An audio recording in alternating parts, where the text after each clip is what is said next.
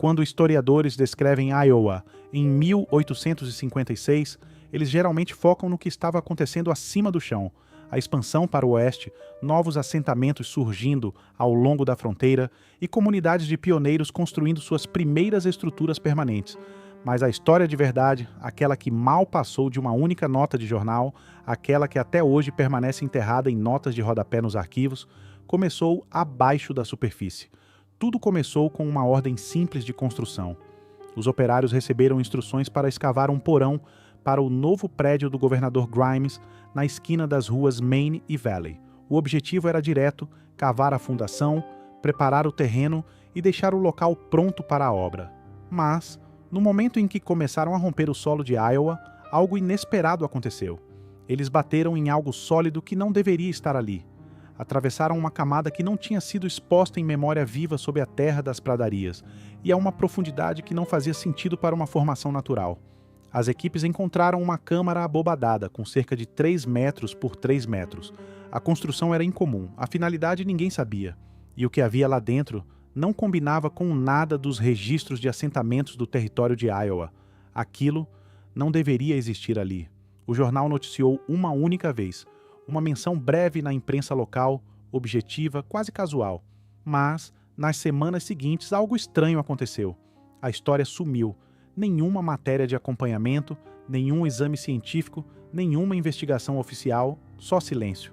A explicação oficial, quando alguém se dava ao trabalho de oferecer uma, mais tarde trataria tudo como um engano, talvez restos indígenas ou apenas histórias exageradas do interior. Nada fora do comum, nada que valesse a pena preservar. Mas o relato original do jornal de 1856, que ainda existe em alguns poucos arquivos, diz outra coisa. Ele descreve trabalhadores parados na borda de uma câmara construída com paredes de 35 centímetros de espessura, assentadas com cimento ou algum outro tipo de argamassa indestrutível. Um método de construção que não combinava com nada que os pioneiros estivessem fazendo na Iowa de 1856. E dentro daquela câmara, 8 esqueletos humanos, não restos comuns, mas esqueletos de proporções gigantescas, medindo aproximadamente de 2,4 a 3 metros de comprimento, descritos como os maiores restos já encontrados.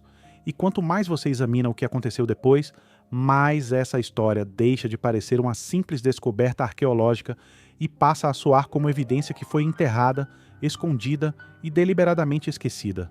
No começo, a equipe tentou entender o achado da forma mais simples possível. Talvez fosse um antigo depósito, quem sabe até uma câmara funerária de algum assentamento anterior que eles desconheciam, mas, conforme removiam mais terra e revelavam a estrutura inteira, as incoerências só aumentavam. Por que existiria uma câmara dessas sob uma pradaria virgem de Iowa? Por que ela teria sido construída com tanta solidez, paredes de 35 centímetros e uma argamassa que os trabalhadores chamavam de indestrutível? Por que era abobadada, uma técnica sofisticada que exigia conhecimento de engenharia muito além de um enterro comum? E a pergunta que inquietou até os mais práticos homens da fronteira: por que os restos lá dentro eram tão enormes? Em 1856, Iowa mal tinha sido povoada. O território tinha se tornado estado apenas uma década antes. Ainda assim, a câmara sob o canteiro de obras do governador Grimes parecia ter sido feita para ocupantes muito maiores do que qualquer população humana conhecida. O relato do jornal deixa isso claro. 8 esqueletos, todos de proporções gigantescas, todos em bom estado de conservação, todos com cerca de 2,4 a 3 metros de comprimento. Os trabalhadores admitiam em voz baixa entre si que nada naquela descoberta batia com o que eles acreditavam sobre quem tinha vivido ali antes deles. E embora ninguém usasse termos como raça perdida ou gigantes antigos, eles estavam reconhecendo algo igualmente perturbador. Alguém de tamanho extraordinário tinha sido enterrado ali com muito cuidado, numa estrutura feita para durar muito mais do que qualquer caixão de madeira ou cova simples. Quando a equipe de escavação expôs completamente a câmara sob as ruas Main e Valley, o que eles encontraram não se comportava como um local de sepultamento comum deveria. Aquilo não era um buraco cavado no chão, era arquitetura planejada.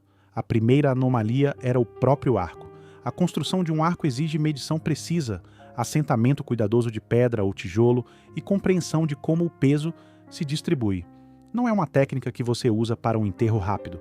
É uma técnica que você usa quando está construindo algo feito para resistir por séculos. E mesmo assim, ali estava ela, enterrada sob as pradarias de Iowa, num lugar onde, em teoria, não deveria existir nenhum assentamento permanente. As paredes tinham cerca de 35 centímetros de espessura. Isso não é um simples túmulo. Isso é construção de fortaleza. É a espessura de quem quer proteger algo de uma pressão enorme, do peso da terra por cima, do tempo em si e a argamassa. Os operários a descreveram como indestrutível. Não esfarelava, não cedia com umidade ou geada, indestrutível. Isso sugere um aglutinante muito mais avançado do que qualquer coisa que a Iowa da fronteira teria em 1856. Sugere conhecimento de química, de materiais, de técnicas de construção que não aparecem em nenhum registro de quem teria erguido algo naquele solo. Conforme os trabalhadores entraram com cuidado na câmara, as dimensões ficaram mais claras.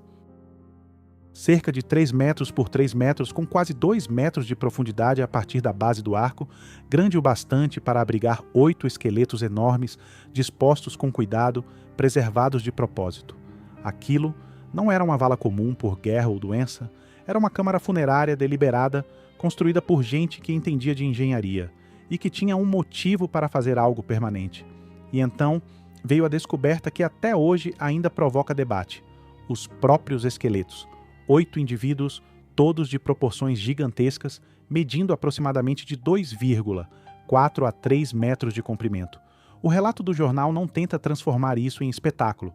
Ele diz de forma direta, quase clínica, os maiores restos já encontrados. Oficialmente, a arqueologia convencional mais tarde descartou relatos assim, como exagero de fronteira, ossos de animais confundidos ou simples fraude. Mas nada no caso de Iowa, em 1856, combina com esse padrão. Não foi um único esqueleto achado por uma testemunha duvidosa. Foram 8, encontrados por vários operários, vistos por gente suficiente para que um jornal se sentisse seguro em publicar medidas específicas. Os restos foram descritos como estando em bom estado de preservação. Isso é importante. Significa que a Câmara cumpriu o que parece ter sido seu propósito: proteger seus ocupantes da decomposição, dos elementos da passagem do tempo. A engenharia funcionou. Seja lá que civilização construiu aquilo, sabia exatamente o que estava fazendo. Mas é aqui que a descoberta de Iowa fica especialmente incômoda para as narrativas convencionais. Não eram ossos espalhados, eram esqueletos completos, colocados ali com intenção clara, preservados com cuidado evidente. Foi um enterro formal, realizado por uma sociedade com recursos, conhecimento e motivação para erguer arquitetura permanente para seus mortos. E, se as medidas estiverem corretas, se esses corpos realmente variavam de 2,4 a 3 metros, então estamos diante de indícios de uma população humana que não se encaixa em lugar nenhum na linha do tempo aceita da história da América do Norte. E quando a notícia deveria ter se espalhado, começou a acontecer algo estranho. A história não cresceu, ela encolheu. Nenhuma expedição científica apareceu para estudar a câmara. Ninguém do Smithsonian veio recolher os restos. Não surgiram matérias seguintes contando o que aconteceu com os esqueletos ou com a estrutura que os guardava. Em vez disso, a descoberta simplesmente foi sumindo do registro público. Presume-se que a câmara tenha sido aterrada conforme a obra do prédio do governador Grimes avançava. Os esqueletos, se foram preservados, desapareceram em coleções particulares ou em depósitos que não deixaram rastro em papel. Parte disso pode ter sido pura praticidade de fronteira. Em 1856, Iowa não tinha instituições arqueológicas estruturadas, nem museus prontos para receber um achado desse tipo. Mas isso não explica por que a descoberta não foi comunicada às sociedades científicas do leste, por que ninguém fez medições detalhadas, por que não foram tiradas fotografias quando essa tecnologia passou a existir. As decisões sobre o que preservar e o que enterrar pareciam seguir um padrão, porque as descobertas que mais diretamente desafiavam a história aceita eram justamente as que sumiam mais rápido. Os esqueletos gigantes nunca mais foram vistos. A câmara indestrutível foi coberta. Até a matéria do jornal virou só uma nota de rodapé, raramente citada e fácil de descartar. O que torna a câmara de Iowa especialmente significativa é que ela não foi um caso isolado. Ao longo do século XIX, por toda a América, descobertas parecidas continuaram aparecendo em jornais locais e depois desaparecendo dos registros oficiais. Wisconsin, 1891. Investigadores relataram ter encontrado enormes montes funerários contendo esqueletos de tamanho incomum. Os restos foram enviados para Washington. Nunca foram exibidos, nunca foram estudados publicamente, nunca foram mencionados em publicações. No Ohio, durante todo o século XIX, dezenas de relatos em jornais descrevem a abertura de montes antigos revelando esqueletos que mediam de 2,1 a 2,7 metros. Alguns traziam descrições detalhadas de artefatos, ornamentos de cobre e práticas de sepultamento sofisticadas. A maioria desses achados sumia poucos meses depois de vir à tona. Kentucky, Tennessee, Pensilvânia, o padrão se repete. Descobertas locais, uma menção rápida no jornal, depois silêncio, os restos desaparecem. Os montes são destruídos pela agricultura ou pelo avanço das obras. As evidências somem antes que alguém consiga conduzir um estudo sistemático. E quando você mapeia essas descobertas, algo inquietante fica evidente. Elas se concentram ao longo de vales fluviais, perto de grandes vias navegáveis, em locais que sugerem uma população ampla, não anomalias isoladas. Elas aparecem em estruturas funerárias planejadas, não em covas simples, e mostram indícios de metalurgia avançada, construção sofisticada e práticas culturais que não batem com nenhuma tradição indígena reconhecida. A explicação convencional: exagero de fronteira, mastodontes confundidos ou fraude. Mas essa explicação exige que a gente acredite que centenas de testemunhas independentes, em vários estados e ao longo de décadas, cometeram o mesmo erro, ou participaram da mesma conspiração. Exige que a gente ignore a evidência de engenharia, a construção das câmaras, os artefatos encontrados junto aos restos, o que aconteceu com os gigantes de Iowa e com centenas de descobertas semelhantes não foi descuido por acaso, foi supressão sistemática, não necessariamente por uma conspiração explícita, mas por controle institucional. Pelas decisões silenciosas de museus e universidades sobre que tipo de evidência merece ser estudada e que tipo pode ser ignorado sem risco.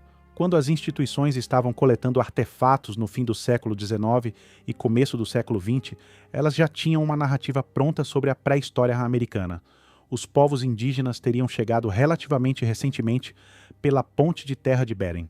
Teriam se desenvolvido isolados das civilizações do Velho Mundo. E não teriam construído nada permanente, nada monumental antes do contato europeu. Qualquer descoberta que contrariasse essa narrativa criava um problema. Esqueletos gigantes sugeriam outra população, outra linha do tempo, outra história inteira. Então esses achados eram arquivados de um jeito que dificultava o acesso, guardados em depósitos onde não seriam exibidos, ou simplesmente se perdiam no meio de coleções enormes onde podiam ser esquecidos. Isso não era destruição ativa, era um apagamento passivo. Aquele tipo de apagamento que acontece quando instituições decidem que certas perguntas não valem a pena, certas evidências não merecem ser preservadas, certos capítulos da história não merecem ser contados. Quando você se afasta e observa o que a descoberta de Iowa realmente mostrava, independentemente das explicações e desqualificações posteriores, um padrão fica claro. Métodos de construção sofisticados, arquitetura permanente, práticas de sepultamento que sugerem organização social e complexidade cultural, e restos humanos de um tamanho que não se encaixa nos modelos convencionais. A própria Câmara demonstrava conhecimento de engenharia. Um arco exige entender como as forças se distribuem. As paredes de 35 centímetros sugerem experiência com construção de sustentação. A argamassa indestrutível aponta para a ciência de materiais avançada. Nada disso combina com os acampamentos temporários e assentamentos sazonais atribuídos aos habitantes de Iowa antes da chegada europeia. E os esqueletos mostravam algo igualmente incômodo para as cronologias aceitas. Se as medidas estivessem corretas, estaríamos diante de evidências de uma população humana com altura média entre 2,4 e 3 metros, não indivíduos com gigantismo, o que normalmente deixaria deformações claras no esqueleto, mas uma população, vários indivíduos, todos de tamanho excepcional, todos enterrados juntos com uma intenção cultural evidente. E o estado de preservação dos restos sugeria que quem construiu aquela câmara alcançou exatamente o que queria. Os corpos ficaram protegidos, a estrutura se manteve, a engenharia resistiu ao que deve ter sido séculos, talvez milênios, de sepultamento. E isso nos leva à pergunta que nenhum arquivo oficial, nenhum livro didático, nenhuma história convencional jamais respondeu de forma satisfatória. O que aconteceu com os 8 esqueletos descobertos em Iowa em 1856?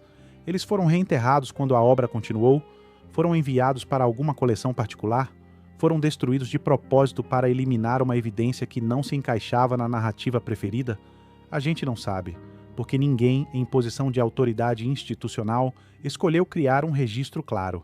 Por que uma câmara funerária tão sofisticada foi construída sob as pradarias de Iowa? Quem tinha o conhecimento de engenharia para erguer uma estrutura permanente com teto em arco e argamassa indestrutível? Por que 8 indivíduos de proporções gigantescas foram enterrados juntos com um cuidado tão óbvio? Essas perguntas não são retóricas. Elas são lacunas de evidência que a arqueologia convencional nunca enfrentou de verdade, preferindo descartar toda a categoria de descobertas de gigantes em vez de lidar com as provas específicas que cada caso apresenta. Quando você coloca a descoberta de Iowa ao lado de centenas de achados semelhantes do século XIX, uma possibilidade inquietante começa a aparecer. E se a América do Norte tiver sido habitada por uma população que hoje a gente não reconhece mais? E se essa população construiu estruturas permanentes, desenvolveu técnicas avançadas de construção e alcançou um nível de sofisticação cultural que não aparece na nossa linha do tempo aceita? E se os montes espalhados pelo meio-oeste não forem apenas morrinhos funerários, mas os últimos vestígios visíveis de complexos arquitetônicos que foram sistematicamente desmontados, arados e apagados pela expansão europeia? E se os esqueletos gigantes não forem anomalias, mas evidência de uma população distinta que existiu antes, durante ou ao lado dos ancestrais das atuais nações indígenas? As evidências de algo assim existem, mas existem em pedaços. Relatos de jornais que ninguém acompanhou, coleções de museus que nunca foram catalogadas, descobertas que foram enterradas de novo antes que qualquer estudo sistemático pudesse acontecer.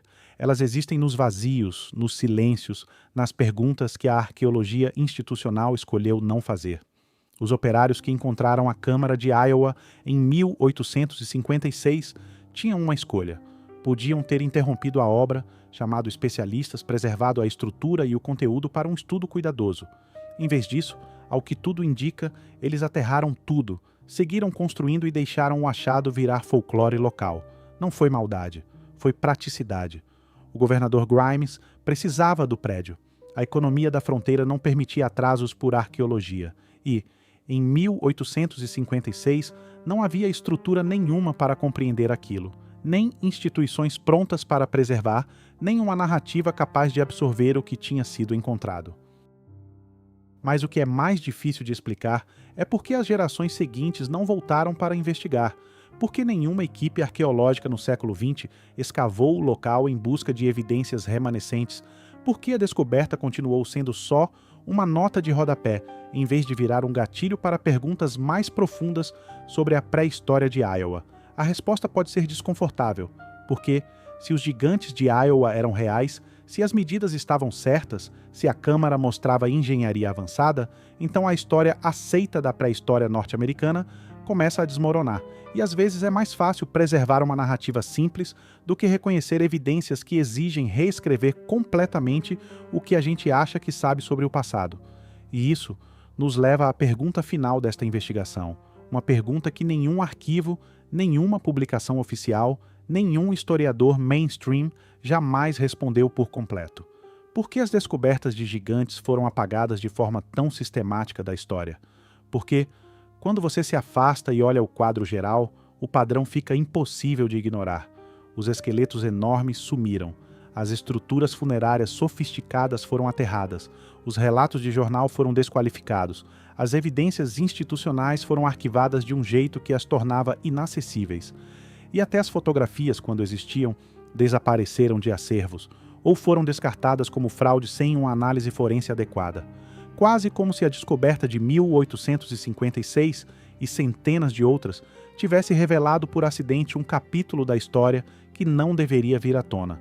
Um capítulo mais antigo do que a cronologia aceita, mais complexo do que a narrativa de tribos isoladas, mais incômodo do que a arqueologia convencional estava disposta a encarar. Por um breve momento, em 1856, a terra sob Iowa se abriu o suficiente para mostrar isso. 8 esqueletos de proporções gigantescas, preservados numa câmara que não deveria existir. Construída por mãos que hoje não sabemos identificar, mas, em vez de estudar, eles cobriram de novo, aterram, construíram por cima, esqueceram ou fingiram esquecer, porque se Iowa foi lar de uma civilização de gigantes, então a verdadeira pergunta não é o que foi descoberto em 1856, é o que mais está escondido sob as terras agrícolas da América. Que outras câmaras, que outras criptas, que outras evidências foram silenciosamente apagadas antes da era das câmeras e da arqueologia sistemática? Os gigantes de Iowa não foram só uma curiosidade do interior. Foram um vislumbre breve e acidental de uma versão da história que a gente nunca deveria ver. E agora, esse vislumbre é a sua pista, o seu mapa, o seu convite para questionar tudo o que achamos que sabemos sobre quem pisou neste continente antes de nós. Porque se isso sobreviveu sob um único canteiro de obras em Iowa, imagine o que ainda dorme sob o resto. Algo fora do lugar, algo fora do tempo, algo que eles preferiram enterrar em vez de explicar.